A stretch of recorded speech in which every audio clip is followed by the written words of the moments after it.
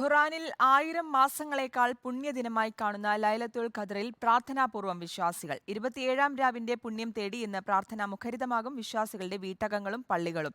ലൈലത്തുൽ ഖദ്ർ ഖുറാൻ അവതരിപ്പിച്ച ദിനമായാണ് വിശേഷിപ്പിക്കപ്പെടുന്നത്.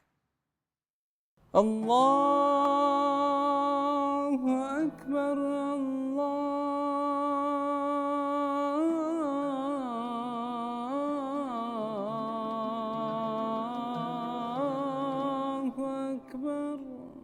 വിശുദ്ധ റമദാനിലെ 27-ാം രാവ്. വ്രതാനുഷ്ഠാനങ്ങളോടെ ആത്മസംസ്കരണത്തിന്റെ പാതയിലാണ് ഓരോ വിശ്വാസിയും.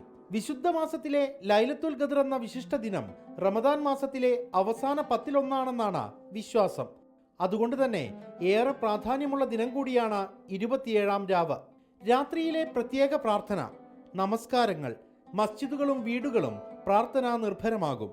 അല്ലാഹു അക്ബർ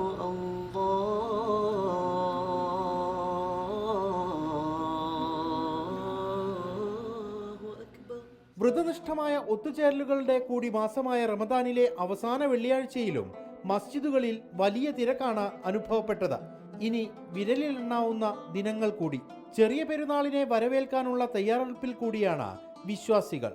ومن كان مريضا أو على سفر فعدة من أيام أخر.